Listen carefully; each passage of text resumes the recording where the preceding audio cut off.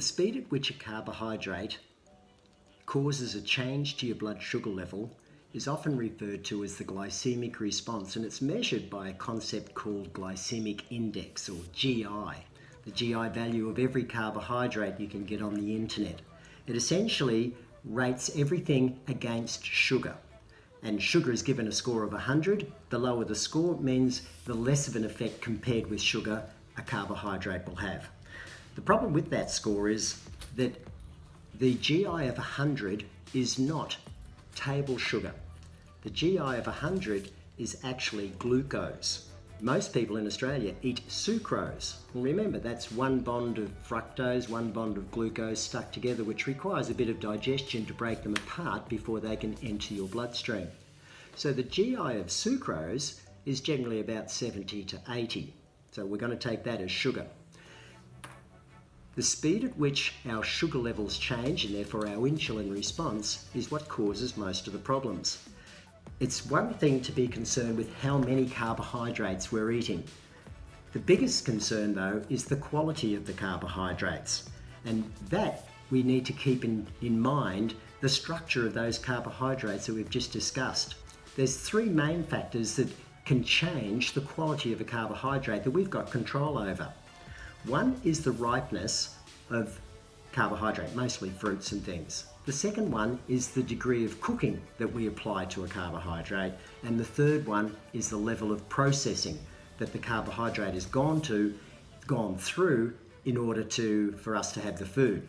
So if you look at an example like a banana, say there's 100 calories of carbohydrate energy in this banana. And imagine it's quite green and firm to touch, so it's not really sweet tasting as such. There will be a certain amount of fibre. Remember, they don't come into our bloodstream because we can't break them down. They go into your large bowel where your bacteria do all the wonders with fibre. Say there was 10% fibre there, for example. That means 10 calories we don't have to account for.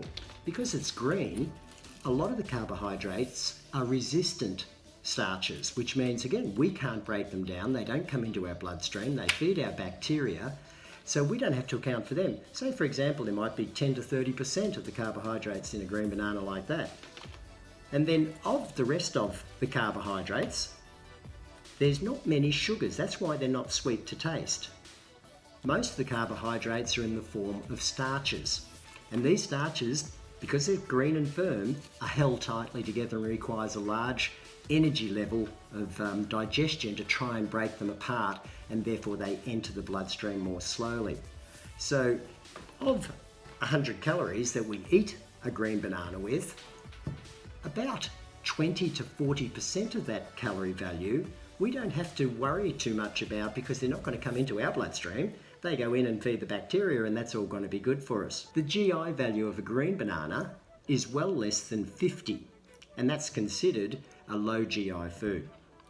If we now let that banana ripen, the more it ripens, the higher the GI value goes. It doesn't change the number of calories that are in it. It doesn't change the amount of fibre that's in it, but it changes every other type of carbohydrate. What happens is that the resistant starches, the bonds holding them together, get broken down as it's ripening until our digestive system can break them down. So the resistant starches convert into normal starches, and the normal starches, bonds holding them down, get broken down so that we can break them down even quicker in our intestines, so that those sugars can come into our bloodstream faster. So they're not classified or defined as a sugar, because remember, the definition of a sugar is a carbohydrate less than 2 molecules big. But these act like sugars the more they ripen. So you get a really overripe banana, it will have a GI value of 70 to 80 or more. It's like having sugar that you're putting into your mouth. And that's the thing to keep in mind. It's fine for us all to get concerned about added sugars when we read the label of food, but it's more concerning to look at the way that the carbohydrates that are not defined as sugars, they act like sugars. If you look at other carbohydrates that need cooking, pastas and rice and potatoes, those sort of things, The more you cook them, the higher the GI value goes, because cooking breaks the bonds holding those starches together.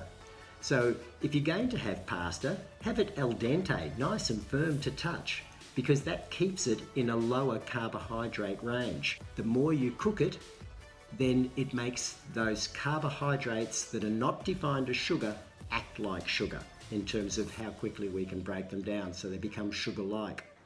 And then finally, you've got some processed foods. White bread, for example. Read the label. There's very little sugar in white bread, but the wheat, which was carbohydrate originally that was used to make the bread, has been so highly refined that the GI value is really quite high, even though there's no sugar in it as such. So if you look at the GI value of white bread, it's got to come in somewhere between 70 and 80 in terms of a GI level. And that's the same as table sugar. So the thing to keep in mind this time is it's not just the amount of carbohydrates you're eating, it's the quality of carbohydrates, and we'll discuss that over the next couple of weeks in different ways.